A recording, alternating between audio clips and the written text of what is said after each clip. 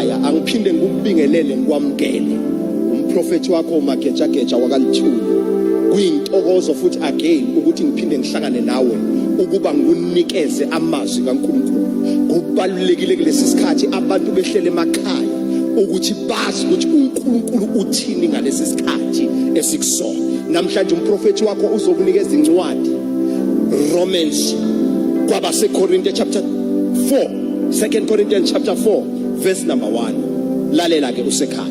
Ngalokhu sinalenkonzo njengokuba sahawukelwa asidangana. Sinalenkonzo ngokuba uNkulunkulu wasihawukela.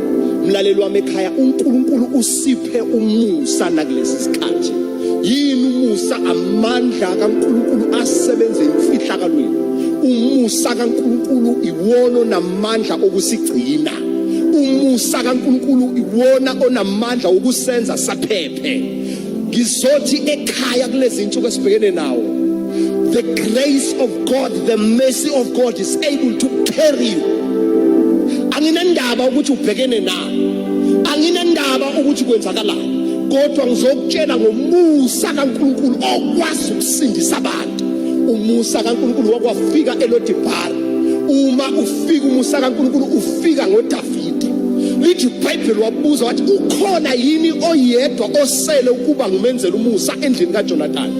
Abantu babika isimo sika Mephibosheth, kanti abazi ukuthi umusa unamandla okusiza abantu ababhekene nesimo. Angazi ukuthi siphi isimo obhekene naso ekhaya, angazi ukuthi iyiphi inkinga obhekene nayo ekhaya. Omunye uthi ngiphelele umsebenzi. Ngizothi umusa kaNkulunkulu unamandla okugcina. Sinalenkonzo ngoba sahawukela, sangagcina ngokuhawukela mbukelo wami ekhaya, kodwa uNkulunkulu wasinikeza umusa osebenza emfihlakalweni. Uma efika bathi uMephibosheth akasakwazi ukuhamba, kwasho ukuthi umusa awubuki condition yomuntu, umusa awubheki location yomuntu, kodwa umusa wafinyelela la uMephibosheth akhona. Mntaka baba, ngiyathandaza ukuthi umusa mawufumane. Incwadi yesambulo ichapter yokugcina ivesi lokugcina ithi may the grace of God be upon you. Sengithandaza emakhaya ngizothi may the grace of God. Uthi omunye ngiseyikweletini ngithi kodwa umusa kaNkulunkulu awube phezu kwakho. Omunye uthi ngiyagula ngisesibhedlela njengoba ngikubhekele umprofeti wami, kodwa ngizokhuluma umusa ongamandla kaNkulunkulu. Umusa uyaphathana, umusa uyasekelana, umusa uyagcinana. uNkulunkulu wenza isibonelo esiningi ngabantu abagcina umusa. Kunendoda eBhayibhelini ebizwa ngokuthi uBhathimeyu, yayingabone emehlweni kodwa umusa wafinyelela amehlo avuleka. Mbukelo wami ekhaya, nawe umusa uzokufika. Umusa umuke wakufika, isimo sakho siphinde sifane naqala. Umusa mawuke wehlela phezu kwabantwana bakho, uthi omunye abami badlidakamizwa, uthi omunye abami abasebenzi. Ngizothandaza umusa kaNkulunkulu uzofinyelela. Mbukelo wami ekhaya, angazi yini oyidingayo, kodwa ngizokukhumbuza namhlanje umusa kaNkulunkulu uyaphathana. Umusa mawuke wafinyelela, isimo sakho siyaguquka. Umusa mawuke wafinyelela, isimo noma kuthiwa sinzima kanjani kodwa siyakudedela. Lo musa uyakwazi ukuphatha abantu. Lo musa ukufike umuntu engelutho kodwa umnikeze igama. Owesifazane wayenomopho iminyaka isiminingi ezama engasizakali, kodwa uthema ebamba umphetho kwaphuma amandla.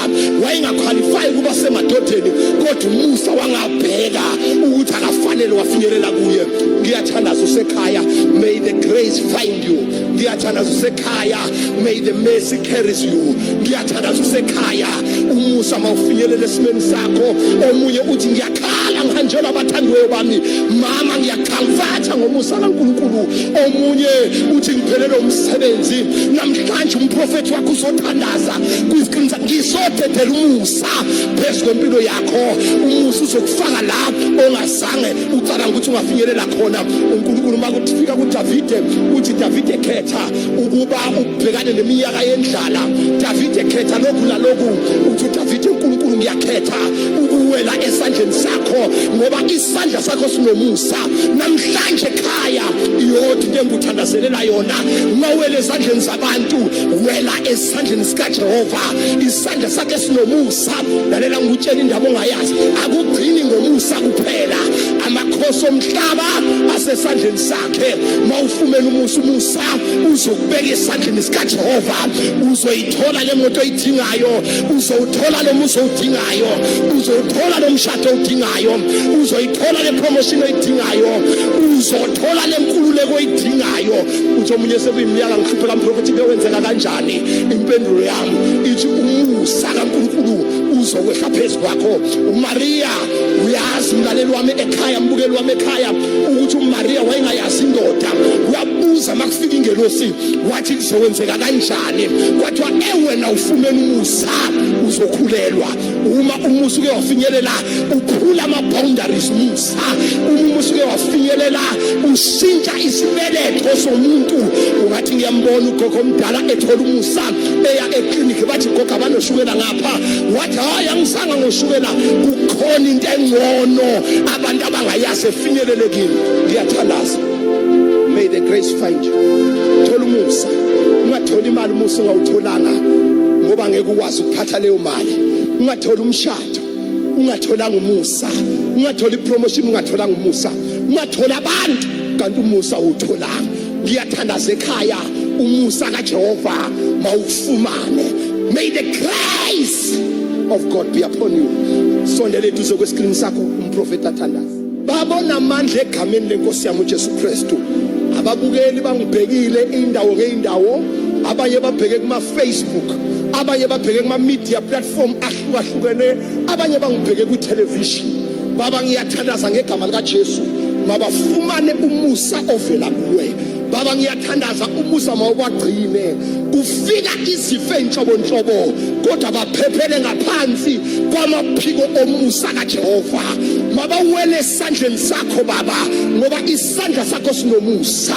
Ngiyabonga baba ukuthi sinale nkonzo ngoba sahawukela uNkulunkulu ekhaya aphilisa abantu bakhe uNkulunkulu kaMprofeti Magejageja ungakhohlwa wenza konke. May the Lord bless you. I love you so much till we meet again. Ungakhohlwa umprofeti uyakuthandaza.